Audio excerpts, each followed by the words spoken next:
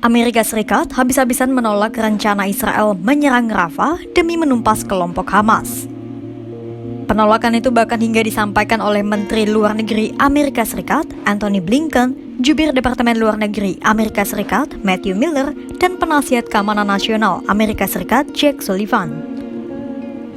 Ketiganya kompak menyatakan bahwa Amerika Serikat sama sekali tidak mendukung rencana serangan besar-besaran Israel ke Rafah, wilayah di mana terdapat sekitar 1,4 juta warga Palestina yang mengungsi. Blinken menyatakan bahwa Amerika Serikat tidak mengetahui tanggal pasti rencana serangan ke Rafah akan dilancarkan Israel.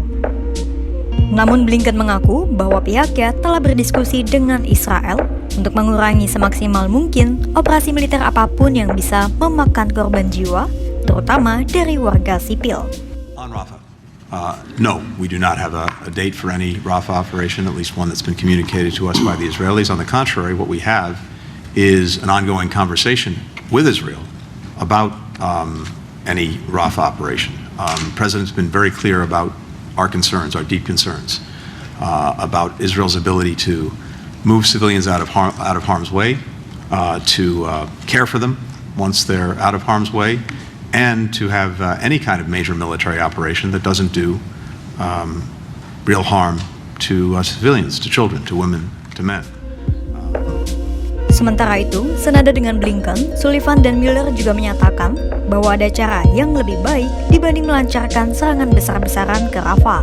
If he has a date, he hasn't shared it with us, so I've seen his public comments, but I have nothing more on that front. I'm not going to comment on hypotheticals, but I will state here what I stated the last time I stood at this podium, which is that the United States does not believe that a massive ground invasion of Rafah, where 1.3 or more million people are sheltering, having been pushed out of other parts of Gaza that are now destroyed, into the area where humanitarian assistance comes in.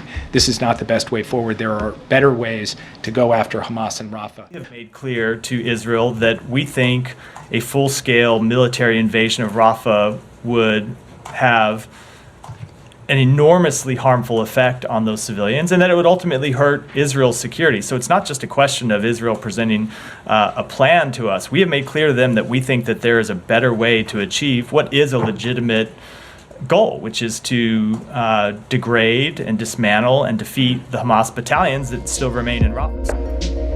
Adapun pada Selasa 9 April 2024, Perdana Menteri Israel Benjamin Netanyahu menyatakan bahwa pihaknya telah mematangkan rencana serangan besar-besaran ke Rafah. Meski demikian, Netanyahu tak memberikan keterangan lebih lanjut tanggal pasti serangan Israel akan diluncurkan. מבטלים את החיסול של גדודי החמאס, כולל ברפיח. אין שום כוח בעולם שיעצור אותנו. יש הרבה כוחות שמנסים לעשות זאת, אבל זה לא יעזור.